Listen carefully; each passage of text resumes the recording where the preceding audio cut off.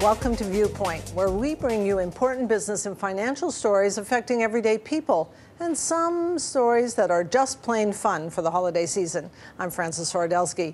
Joining me is Mark Bunting, Amber Kanwar, and Andy Bell. And we always like to start with Andy because he has something pretty special in store for us. You know, I'm not known for my patience, Frances, and nothing gets my goat like waiting in line in a store to give them money. I think millions of people could agree with that. So I decided I'm going to check out a store where the demographics mean they cannot hold up people in the store. These people will just walk.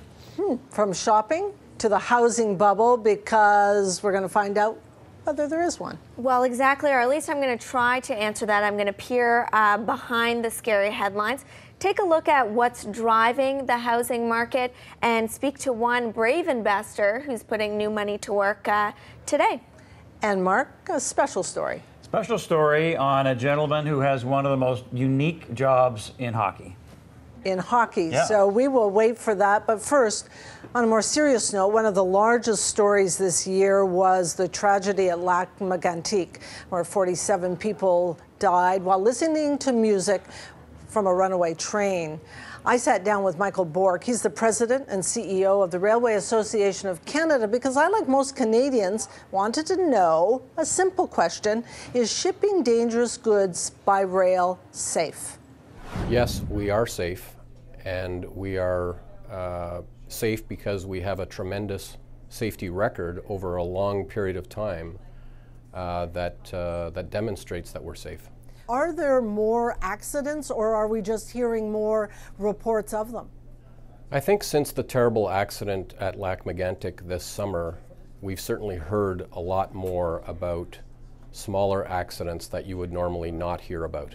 Are those smaller accidents in the statistics? And the reason I bring up the statistics is that the safety record that your organization puts out, it's an incredible number. 99.9977% of all dangerous goods transported by rail get to the location safely without incident. So I guess maybe there's a disconnect there, that they're being reported more. Are they already in those statistics?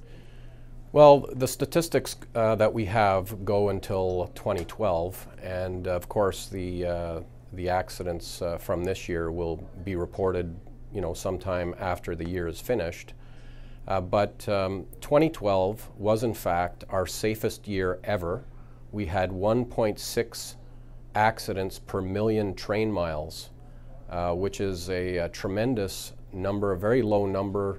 Almost half of what it was 10 years ago, about the time when a lot of new regulatory measures were put into place. In 2009, I think there were 500 carloads carrying crude or those kinds of liquids, and now we're up to something like 140,000, and I think that was maybe at the end of 2012. It's going to be even a bigger number in 2013. I mean, I guess just mathematically, the number of accidents has to increase. Well, that's not necessarily so. 140,000 carloads is probably a little less than the number of carloads that we have on our network today and every day. You mentioned Lac-Mégantic earlier. And that was obviously a tragedy on the rails this year. What safeguards have been put in place since that time to allow Canadians to feel a little bit calmer about all this stuff being moved across the country of a dangerous nature? Right away, following the accident, the TSB issued a couple of notices. The Transport Minister followed very quickly with an emergency order which required railways to have 2 persons operating a train, special instructions on securing the train, on locking it, taking away the reverser so the train can't be moved. So a number of measures there. The oil itself was identified as an issue because there was the wrong labeling, and that has been addressed. The speech from the throne discussed the whole issue of insurance and liability, and so those issues are being addressed. And Michael, just a final question. Accepting the noise, because that would make a determination of as to whether you would live near a railroad track. Would you live near a railroad track? I would have no hesitation living next to a railroad track. So Michael Burke would feel comfortable living beside a railroad. Andy, would you? I certainly would think twice about it if I knew that massive volumes of petrochemicals and hydrocarbons were going through. I mean, two things have come out here. One is that the railroad companies don't own all these tankers. In fact, it's the chemical companies and the oil companies that own them to a large extent. But also, municipalities have been expressing frustration. They've been asking for tighter rules, getting nowhere. The railways can really do what they want. I mean, they're governed under laws that date back a century or more when Canada was being established. The federal government is the one that regulates them, and it looks like they've just been falling behind amid this explosion, or if you'll excuse the term. It is an explosion from 500 carloads in 2009 to 140,000 this year, Amber. But despite the fact you can regulate, and even the most regulated industries run into troubles from time to time. We've seen that with pipelines. The problem is, despite how much you regulate the railways, it can still cause death if there's an accident. And so you want to try and mitigate that as much as possible by sending the crude in another way. I think you did hit a salient point there, and that is that the horse is out of the barn. Crude by rail, that business really took off, and the regulators are trying to catch up, and they don't have a handle on it yet, clearly. Francis, what do you think if they brought in a law that the CEO goes to jail? You personally go to jail if negligence is established. Would that tighten things up? Because companies can pay fines and all this. It's just charged against earnings. To be honest, Andy, what CEO? You said yourself, it's the oil companies that actually own the tanker cars in many cases. So it's a complicated issue, and it's probably going to be as big a story in 2014 as it has been in 2013. Probably only getting going, that's right. That's exactly right.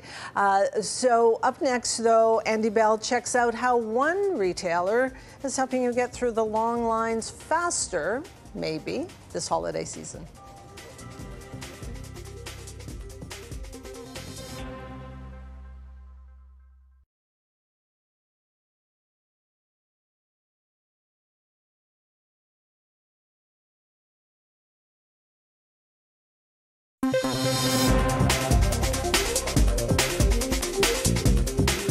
It's that time of year when the retail lines inside are more frightful than the weather outside. Andy, you're taking us on a shopping adventure. We went downtown to a Canadian Tire where the demographics, the customer mix means that they've got to get people in and out quickly. Let's have a listen.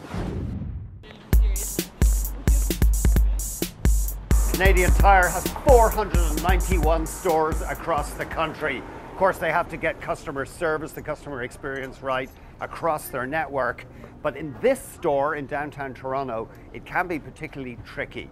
The customer coming in here is time-starved. They're often Bay Streeters on their lunch hour. They're students from Ryerson University just up the road.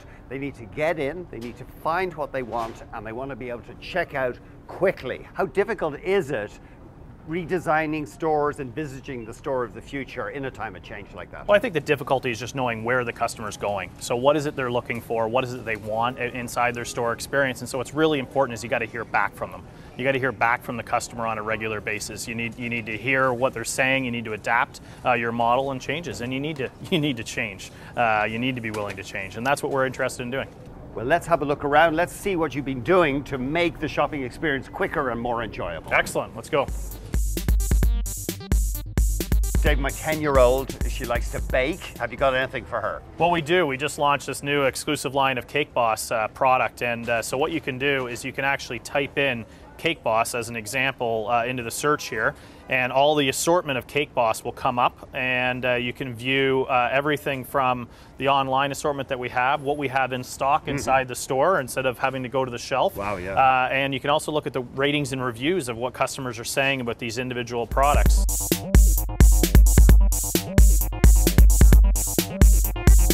You have a formidable bit of technology in your hands. It's not a ray gun, it's a thing you call Fast Find. How does that work? Well, I mean, technology is not just evolving for the customer, it's evolving for our staff and employees well. And so what we've done is we've implemented across a number of our stores Fast Find, and it's all about finding product faster, serving our customers in a more efficient way. And so we've located all of our aisles inside of the store.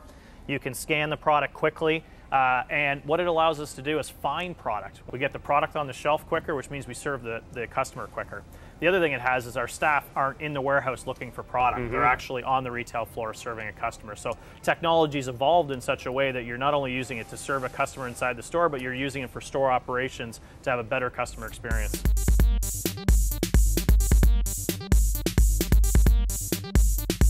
We're here at the robot checkout, the self-serve. Press here to start. Okay, start scanning, thank you. So here's the hot item this year, the quick clip lights. Hold it here. Whoa! Okay, now it has to go in the bag. That's right. There's a weight scale in there that actually measures the fact that that product has gone in that bag to make sure that you've scanned it properly. What if it's not the right weight? I mean, can it tell if I put something else in? It can. Yeah. Oh my gosh. Yeah. Here's the cake boss. Oh, great. Now, you hear that people get frustrated with these things. What initially has been the biggest thing they've had trouble with? Well, certainly getting to know them first. We have an attendant who will come out, and they actually have a mobile device on them, so they can process all the payments for you through the mobile device and help you through the process. Okay. It's usually around the weight scale, something that doesn't scan, yes, or the odd time a UPC code that might not line up properly. Okay. So Andy, would you actually shop using one of these self-checkouts? I do find them a little frustrating. I'm just such a techno peasant, techno illiterate. I'm that age, that vintage. But I mean, up to a third of customers apparently do give up, and they have to have help. They have retail ninjas, customer services experts at stores helping people to do it. I mean, these sort of things will get better. The ultimate goal is obviously to have you wheel your entire trolley of stuff past a sensor and it'll just ring it up. That I would actually like to experience because I've done the whole self-checkout thing, and you were talking about these ninjas. Well, there's one ninja for every 4 or 5 checkout stands. So you've eliminated 6 employees and replaced them with just one. So it makes sense. But isn't that the idea? The efficiency ratio? Also the speed, yeah, getting them through. I mean, the industry does pay a lot of attention to this. When somebody fills up a basket or a trolley and just gives up in frustration, it's called a walkaway, and they try to avoid those. I'm your vintage as well, and these kind of things do sort of intimidate me, although I did follow through at an IKEA recently. They had a ninja helping. Actually, no, they were there, but nobody was helping me. I got through it. I'm just concerned I'm going to hold people up, or I can't figure it out, but I managed to do it, and I thought that wasn't so bad. So. The Canadian Tire experience, which you just had, is it easier than going to a Loblaws, for example, where you got to weigh your fruit and you got to weigh your bananas? It's obviously a little easier, yeah. The stuff is just barcoded. Yeah, it gets trickier when you got a commodity like that. What about the customer service experience? Often when you go to a checkout, someone asks, did you find everything that you needed? If I didn't, there's an opportunity for them to say, well, it's actually here. So I just wonder, to what extent are they, trading off the cost of an employee with the service and the cost associated with retaining a customer? Mark, have you ever walked away? No. No. My girlfriend helped me. Oh. I have many times. I've many times just abandoned a trolley. I got so frustrated. Andy Bell, our frustrated shopper. Still ahead, Amber speaks with a real estate investor who isn't afraid to sink his teeth into Canada's housing market, bubble or not.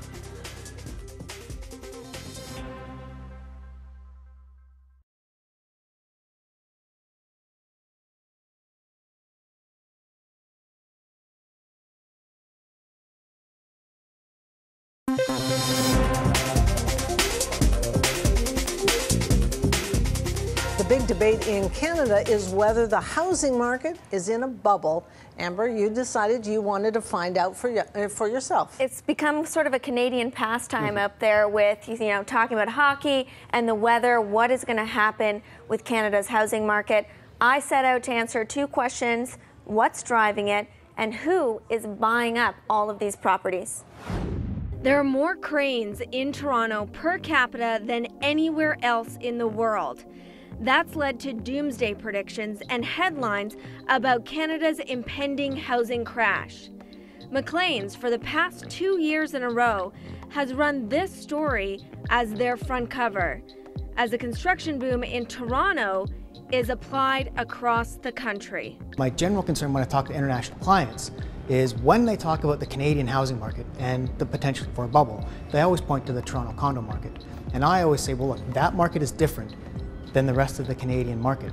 Unfortunately, what prevents us from understanding the condo boom in Toronto is the lack of information about who is actually buying. So there's a lot of construction going on in Toronto, and we just are not clear where the money that's coming in to finance that is coming from. We have stories that it might be coming from non-residents, Chinese investors, Russian investors, Saudi Arabian money. But if you were to ask me how much money is coming in from offshore to support housing construction in the Toronto condo market, I couldn't tell you. One of those foreign investors is Hussein Abu Hassan. He's the head of a global real estate investment firm with nearly 40 years of experience investing worldwide. And he's not afraid of the headlines splashed across the news. In fact, he started investing in Toronto condos just 4 months ago. You know, we've been hearing about the bubble in Canada for the past 3 years. And to be honest, we feel it, but there is nothing really happening because the banks are being very conservative lately, so that helps. With properties across the country that he buys and then rents out, he's confident about putting his dollars to work in Toronto. But as the Canadian market and in Toronto in general, they mostly depend on immigrants that they come from out of countries. And you're talking about 250 to up to 300,000 people comes into Canada every year. So that means more condos, more apartments, more properties. So there'll be no problem at all. Those pessimistic about Canada often reference this chart, showing that mortgage debt has led to record debt-to-income levels for Canadians, well above our U.S. counterparts. However, many forget that the way the number is calculated is different on either side of the border. Income in Canada, for example, doesn't include social services like education and healthcare that's provided by the government, whereas it is included in the U.S. And those worried about Canadians taking on more debt should be heartened by this chart, showing credit is growing among Canadians with the highest credit rating, while those with the lowest are actually reducing their debt levels. Still, Canada is not completely out of the woods, according to David Watt.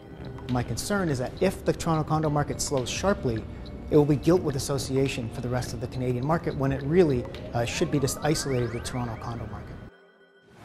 So for all the wringing of our hands when we've been talking about the housing market right across the country, it seems like people still are buying houses. Exactly, and I think that there needs to be a distinction between a few condo markets that may be overdeveloped and this broad sweep that is often, those markets are extrapolated to the rest of the country, and the fact is that's really not what we're seeing across the board. Yeah, I mean, it's such a vast country, obviously. I mean, Calgary took a long time to get back to where it was, but it's looking pretty hot right now, for example. Amber, would you say that you discovered there's a real sort of sentiment, a mentality, a psychology that's driving this, or it's more than that? It's certainly from the investor that I spoke to. He has nearly 3 decades of experience investing in real estate, and he's just now looking to Toronto, not because he's necessarily looking for price appreciation, but he's looking at the immigration picture, and he's saying, I can rent out all of these properties. There's such massive immigration coming to this country. You just hit the whole story on the head with talking to an investor. Isn't that what everybody is worried about, that these homes are going to be bought for rental, not for living in, and that ultimately that's the seeds of a bubble? Well, no, because it's a little bit sticky, because if you look at what happened in the U.S., the catalyst for a bubble was default. But if these investors can still continue to pay, and by all accounts, if this is foreign money and they do continue to become richer, not only in the Middle East in the case of the investor that I spoke to, but in Asia as well, that money coming to Canada.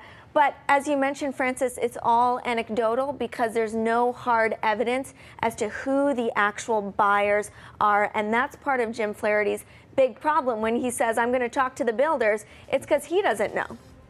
55,000 condos being built in Toronto right now. Coming up, Mark finds out the story behind one of Canada's most iconic jobs.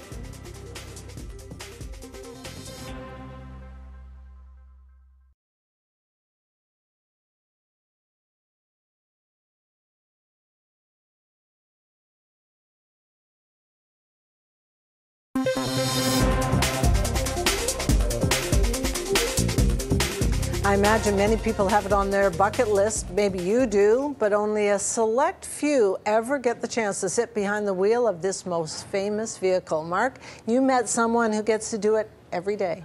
Exactly. This gentleman we spent some time with, he literally has one of the most fascinating and unique jobs out there.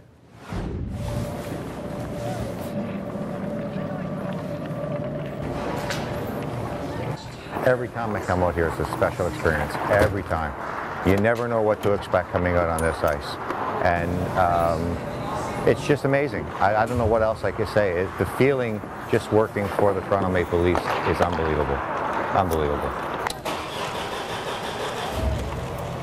Hi, I'm Rob Bunting and I'm the Zamboni Driver. When I first started with Maple Leaf Gardens, I was basically just sweeping and mopping all the stands. And from there, I went from there to cleaning the private boxes and stocking the boxes for games. After that, I started working part-time on the ice crew, and just in the last 10 years or so, I started driving the Zamboni. Just to drive out there in front of all these fans the very first time, I was nervous, and the thrill was just amazing. To make sure you're out on that ice, don't make a mistake, and you know, and I can't put it into words. I mean, you're driving for such an iconic building, and in front of all these diehard fans, it's like, wow. I was nervous. That's all I could say is I was very nervous. Did you feel like all eyes were on you? Oh yes, oh yes. Everything was on me and no one else. I mean, I was literally shaking walking into that building, meeting the guys in the workroom for the very first time. What are some of your best memories watching the Leafs? My best memories is watching guys like Matt Sundin. It was a very touching ceremony with Matt Sundin banner being raised to the rafters. The fact that Matt Sundin was a really good professional, he was just a phenomenal all-star. He was just amazing for our club.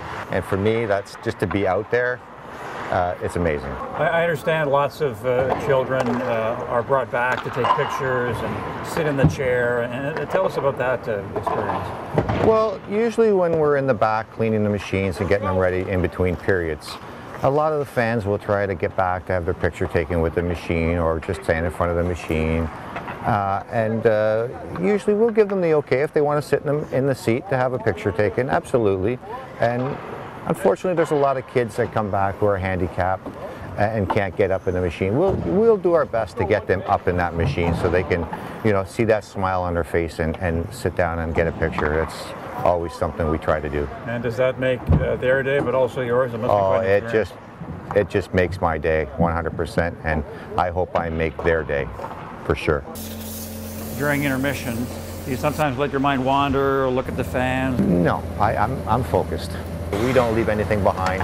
We want to have a good sheet of ice for when these, both the home team and the visiting team comes out. And to me, that's very important, that they have a good sheet of ice to skate on. And if you make any mistakes, you'll definitely hear about it. To have people come and see you, what you do, and tell you do a good job and want to get a ride on the Zamboni. Do you want to do this until they drag you off the ice? I think so. Yeah, I love it. Yeah. I've been with this company now for about 25 years and couldn't ask for better. It's great. Driving a Zamboni is every little boy's dream, every big boy's dream. Oh, it's a big thrill for kids, as he said, when they come back and they sit in the chair. But this guy, he's seen every Leaf game for 25 years, front row seat.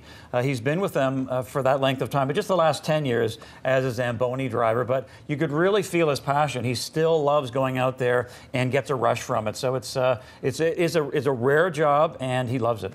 Andy, you're our littlest boy here. I wouldn't mind trying it. Have you always thought about driving that big Well, machine? I think they're fascinating machines. I mean, the way they smooth the ice. I mean, is there a real skill to it, Mark? Well, there is. He showed us all the functions and what he has to do and when he has to do it, and so there is a lot of him involved. It's not just the machine. Because the speed of those athletes and their mass. I mean, you want to get it right. There could be serious trouble if you don't. No, that's true. And he'll come off, and they're rated as to how good the ices by the various teams, and the league looks at that. But yeah, it's an amazing machine, and they've really ramped it up, as you can imagine, with the technology. It's quite high tech now. Amber? I know I'm not the biggest hockey fan, but even I like watching the Zamboni go by. I just like how it makes everything clean again. It really speaks to my obsessive compulsive need to see everything just smoothed over. Do you cheer? I do, actually, well and I get very excited when I see it go by. And it's amazing technology, actually, that is Canadian-made. No, you're right, and based in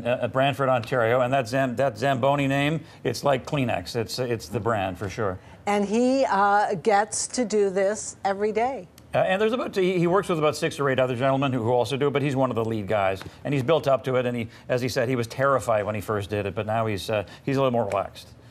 Okay. Thank you very much. You're welcome. Andy, Amber, Mark, thank you for watching.